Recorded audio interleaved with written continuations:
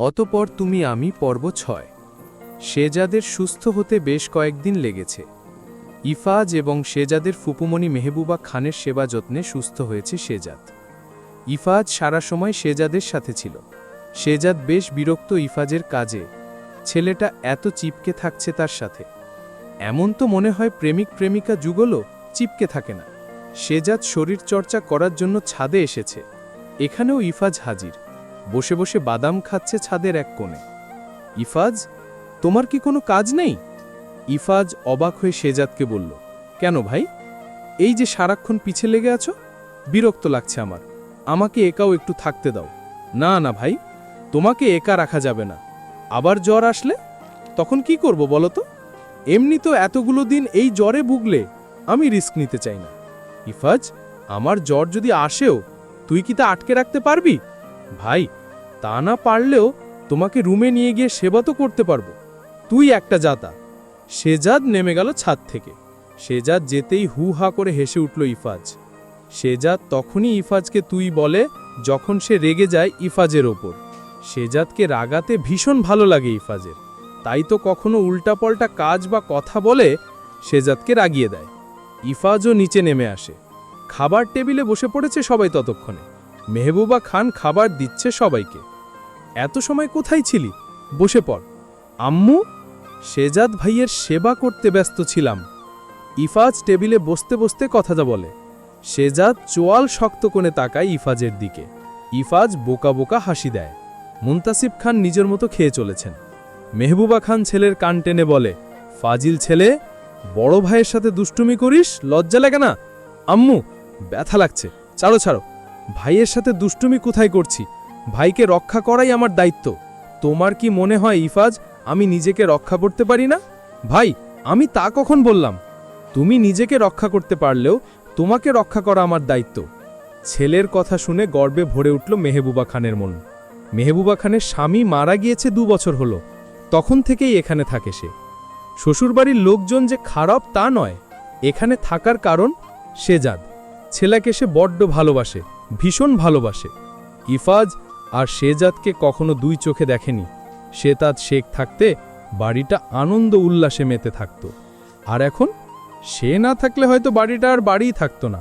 এই যে ফুপুমণি, কি হলো? কি ভাবছো তুমি? মেহবুবা খানের ঘোর তাটে, চোখের পানি শাড়ির আঁচল দিয়ে মুছে ফেলেন। এরপর শেজাদের মাথায় হাত বুলিয়ে দেন। শেজাদকে নিজের হাতে খাইয়ে দিচ্ছেন মেহবুবা। শেজাদের মায়ের কথা মনে পড়ে। নিজেকে যথাসম্ভব স্বাভাবিক রাখার চেষ্টা করে। আব্বু, তুই আজ বের হবি না। আজকেও একটু বিশ্রাম নে। কাল থেকে নির্বাচনের কাজ শুরু হবে। লোকজন আসবে, সেগুলো তো তোকেই দেখতে হবে। আজ না হয় থাক। মেহবুবা ঠিক বলেছে শেজাদ, আজ তুমি বাড়িতেই থাকো। বের হওয়ার প্রয়োজন নেই। শেজাদ কিছু একটা ভেবে দীর্ঘ একটা শ্বাস নিয়ে বলে, ঠিক আছে, আজ বাড়িতেই থাকব। মুনতাসিব খান খুশি হন। ইফাজ জানে ভাই আজ কাজে কেন যাচ্ছে না। নিশ্চয়ই খালপাড়ে যাবে।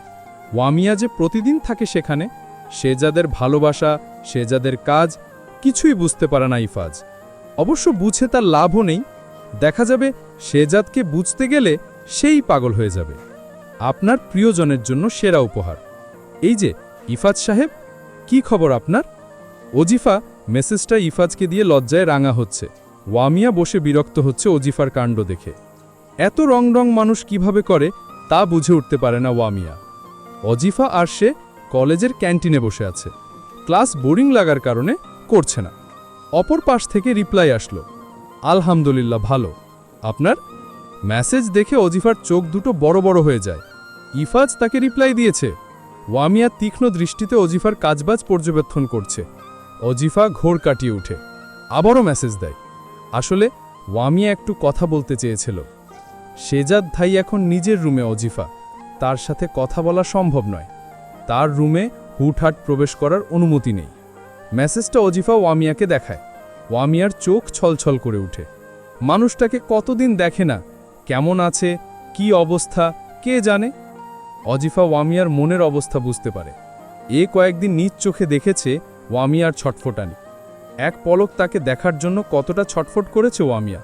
মাঝরাতে তাকে ফোন দিয়েও কেঁদেছে। আপনি একটু দেখুন না কিছু করতে পারেন কিনা। ওয়ামিয়াকে তো চিনেনি। ওর অবস্থা তেমন ভালো না।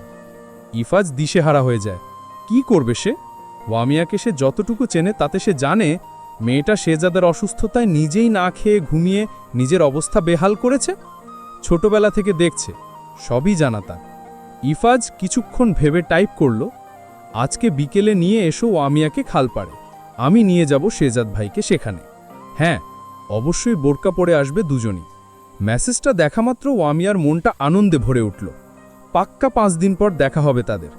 তার শেজাদ ভাইয়ের কি অবস্থা কে জানে, কতগুলো দিন পরে দেখবে। অজিফা তো চিন্তাই করে নিয়েছে বোরকা পরলেও আজ খুব সুন্দর করে সাজবে, ইফাজও যে আসবে সাথে। লজ্জায় রাঙা হচ্ছে অজিফা আর একা একাই হাসছে। মাহিম, বয়স তো তোমার কম হলো না, এখন বিয়েটা করে নাও, ব্যবসাও সামলাচ্ছ ভালোভাবে। তাহলে আর কি, এখন বিয়েটা করে নাও। শেখ পরিবারের সবাই একসাথে খেতে বসেছে। ওয়ামিয়া খুশি মনে খাচ্ছিল। আব্বুর কথা শুনে আনন্দিত হলো ভীষণ। মাহিমের ভ্রু কুঁচকে যায়। বিয়ে? সে বিয়ে করতে চায় না। যদি বউ আসার পর তার আব্বু আম্মু আর তার বোনের সাথে খারাপ ব্যবহার করে, সে সহ্য করতে পারবে না কখনোই। আব্বু, তোমার মাথায় এ চিন্তা আসলো কেন? বয়স তো অনেক হলো, এখন তো বিয়ে করা উচিত। আমার বয়স মাত্র 28 আব্বু, আহামরি কিছু না, এখন বিয়ে না করলে মরে যাব না।